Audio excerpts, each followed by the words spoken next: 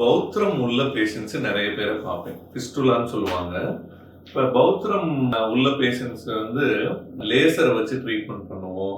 அதுக்குன்னு special surgical டெக்னிக்ஸ்லாம் இருக்கு. ஒரு நூல் சிட்டான் அப்படின்னு போடுவோம். ஸோ இது மாதிரி தான் பேஷண்ட் ட்ரீட்மெண்ட் பண்ணுவோம். பட் பேஷண்ட் மெயினாக கேட்கக்கூடிய கேள்வி என்ன அப்படின்னா, டாக்டர் இது திரும்ப வருமா அப்படிங்கிறது. இது வந்து கண்டிப்பாக முக்கியமான கேள்வி. ஏன்னா பௌத்திரம் திரும்ப வர்றதுக்கு 5%லேருந்து 30% வரைக்கும் சான்சஸ் இருக்கு. ஏன் பௌத்திரம் திரும்ப வருது அப்படிங்கிறது தான் இந்த காணொலியில் ப்ரீஃபாக எக்ஸ்பிளைன் பண்ண போகிறோம். ஃபர்ஸ்ட் வந்து பௌத்திரம் ஏன் வருது அப்படின்னு பார்த்தீங்கன்னா, crypto glandular sepsis, anal crypto glandular sepsis அப்படின்னு சொல்லுவாங்க.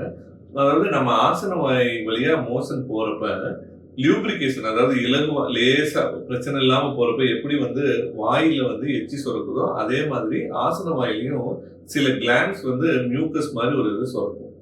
அப்பதான் ஈஸியா மோஷன் பிரச்சனை இல்லாம போகும். அந்த கிளாண்டுல இன்ஃபெக்ஷன் வருது அப்படின்னா அது வந்து பௌத்திரமா வரும். இப்ப அந்த கிளாண்ட் வந்து ஆசன வாயை சுத்தி 16ல இருந்து 25 கிளாண்ட்ஸ் வரைக்கும் இருக்கு. பிளஸ் அது வந்து பிரான்ச்சிங் பேட்டர்ன்ல இருக்கும். ஒரே நேர்கோடுல இருக்காது. அங்கிட்டு இங்கிட்டு பிரான்ச் ஆகி விரிஞ்சு இருக்கும். ஸோ அப்படின்றப்பதான் இந்த பௌத்திரம் வந்து ஒரு இடத்துல இன்டர்னல் ஓப்பனிங் இருந்தா கூட வெளியே வந்து எக்ஸ்டர்னல் ஓப்பனிங் முன்னாடி பின்னாடி ஆசன வாயை சுத்தி எங்கனாலும் வர்றதுக்கு வாய்ப்பு இருக்கு. ஏன்னா எஸ்பெஷலி ஏன் இது வருது அப்படின்னா அந்த கிளாண்ட்ஸ் வந்து அந்த மாதிரி பிரான்ச்சிங் பேட்டர்ன்ல இருக்கிறதுனால. ஸோ இப்போ இந்த ரெக்கரன்ஸை குறைக்கிறதுக்கு என்னெல்லாம் பண்ணணும்? ஃப்ரம் பேஷண்ட் பாயிண்ட் ஆஃப் வியூல ஃபர்ஸ்ட் ஸ்மோக்கிங் இருக்கு அப்படின்னாலே ரெக்கரன்ஸ் அதிகமா வர ஆரம்பிக்கும். இன்ஃபேக்ட் ஸ்மோக்கிங் இருக்கு அப்படின்னாலே இந்த பௌத்திரம் வர்றதுக்கு அது மெயின் ரீசன். நான்லாம் வந்து பௌத்திரம் வர பேஷண்ட்டுக்கு ஆப்ரேஷன் பண்ணேன்னா ஃபர்ஸ்ட் நீங்க ஸ்மோக்கிங்கை விட்டுட்டு வாங்க, அதுக்கப்புறம் தான் ஆப்ரேஷனே சொல்லிடுவேன். ஸோ ஏன்னா ஸ்மோக்கிங் உள்ள பேஷண்ட்டுக்கு இது வந்து அதிகமா திரும்ப திரும்ப வர்றதுக்கு வாய்ப்பு இருக்கு. ரெண்டாவது மலச்சிக்கல் அதிகமா இருக்கு அப்படின்னாலுமே இந்த பௌத்திரம் திரும்ப வர்றதுக்கு வாய்ப்பு இருக்கு. அதனால நான் லாக்ஸேட்டிவ் சிரப்பு நீங்க வந்து உங்க சைட்ல டயட்டு அதையெல்லாம் மாற்றி லைஃப் ஸ்டைல் சேஞ்சஸ் இதெல்லாம் அதை பற்றி நான் நிறைய காணொலி போட்டிருக்கேன். மலச்சிக்கல் இல்லாமல் நீங்கள் இருக்க பார்க்கணும். மூணாவது என்ன அப்படின்னு பார்த்தீங்கன்னா, டயபெட்டிஸ் பேஷண்ட், சக்கரை வியாதி பேஷண்டாக இருந்தால் நல்லா கண்ட்ரோல் பண்ணணும். ஏன்னா டயபெட்டிஸ் பேஷண்ட்ஸுக்கு கண்ட்ரோல் இல்லை அப்படின்னா அந்த பௌத்திரம் திரும்ப திரும்ப வர்றதுக்கு வாய்ப்பு இருக்கு. நாலாவது குடல்ல சில புண்ணு இருக்கலாம், இன்ஃப்ளமேட்டரி பவல் டிசீஸ் அந்த மாதிரி குடல் புண்ணுகள் இருக்கலாம். அது அன்ட்ரீட்டடா இருந்தாலும் இந்த மாதிரி பௌத்திரம் வரும். இப்போ குடல் புண்ணு, சில பேருக்கு வந்து டியூபர்குலோசிஸ், வெகு சில பேருக்கு ஒரு அன்டைக்னோஸ் கேன்சர் கூட இருக்கலாம். ஸோ அப்போ வந்து இந்த மாதிரி டக்குனு ஹீல் ஆக மாட்டேங்குதுன்னா நாங்கள் வந்து ஒரு கொரோனோஸ்கோபி பண்ணணும் அப்படின்னே சொல்லுவோம் கேஸ்ட்ரோன்டாலஜிஸ்டா. ஸோ அப்படின்றப்ப கொரோனோஸ்கோபி பண்ணி வேற எதுவும் குடல் புண்ணு இருக்கா அப்படிங்கிறதையும் நாங்கள் பார்த்து அதையும் நம்ம ட்ரீட்மெண்ட் பண்ணுவோம். ஸோ இதெல்லாம் இருந்தாலும் திரும்ப திரும்ப வர்றதுக்கு வாய்ப்பு இருக்கு. அதுக்கப்புறம் காம்ப்ளெக்ஸ் ஃபிஸ்டுலா, அந்த பௌத்திரத்திலே சிம்பிள் ஃபிஸ்டுலா, காம்ப்ளெக்ஸ் ஃபிஸ்டுலான்னு இருக்கு. சிம்பிள் ஃபிஸ்டுலானா சின்ன டிராக்ட் லோயர் லெவல்ல கீழ் லெவல்ல இருக்கும். காம்ப்ளெக்ஸ் ஃபிஸ்டுலானா லாங்கான டிராக்ட் மேல் லெவல்ல இருக்கும். ஸோ காம்ப்ளெக்ஸ் ஃபிஸ்டுலா இருக்குது அப்படின்னாலும் அது திரும்ப வர்றதுக்கான வாய்ப்பு அதிகமாயிடும். ஸோ அப்போ காம்ப்ளெக்ஸ் ஃபிஸ்டுலாவா சிம்பிள் ஃபிஸ்டுலாவா அப்படிங்கிறது ஒரு எம்ஆர்ஐ ஸ்கேன் பண்ணி தான் நம்ம வந்து கண்டுபிடிக்க முடியும். அதுக்கப்புறம் பர்சனல் ஹைஜீன். இப்போ நான் ஃபிஸ்டுலா ஆப்ரேஷன் பண்றேன் அப்படின்னா இந்த சிட்ஸ் பாத் எடுக்கிறது. சிட்ஸ் பாத்னா ஒரு சுடுதண்ணில் உட்காருது. அதை பத்தி நான் காணொலி போட்டிருக்கேன்.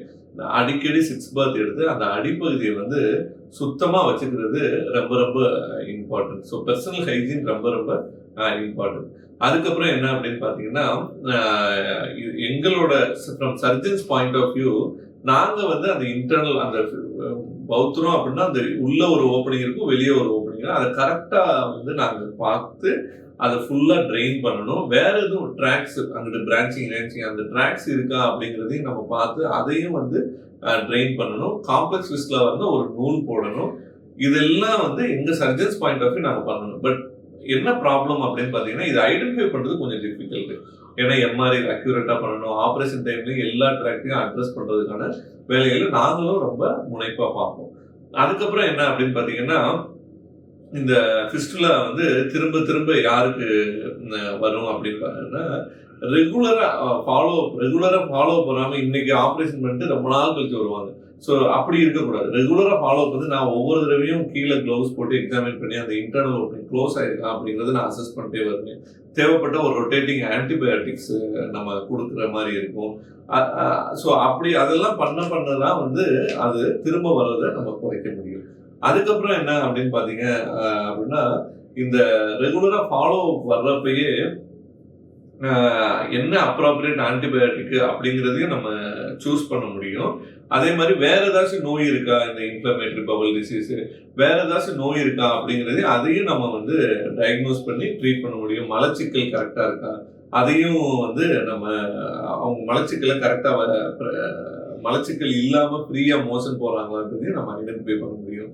ஸ்மோக்கரு, அதே மாதிரி கடைசியா என்ன அப்படின்னா ஒபிசிட்டி, உடல் பருமன் இருந்தாலும் இந்த பிரச்சனை வராது. அப்போ வெயிட்டையும் நம்ம குறைக்க சொல்லுவோம். அதே மாதிரி பாத்தீங்கன்னா டயபெட்டிஸும் கண்ட்ரோலா இருக்கா அப்படிங்கிறதையும் நம்ம வந்து ரெகுலர் ஃபாலோ அப்னா எங்கனாலும் அதை மானிட்டர் பண்ண முடியும். வெயிட் கரெக்டா குறைஞ்சிருக்காங்களா, அதே மாதிரி டயபெட்டிஸ் வந்து கரெக்டா கண்ட்ரோல் பண்ணியிருக்காங்களா அப்படிங்கிறது ரொம்ப ரொம்ப முக்கியம்.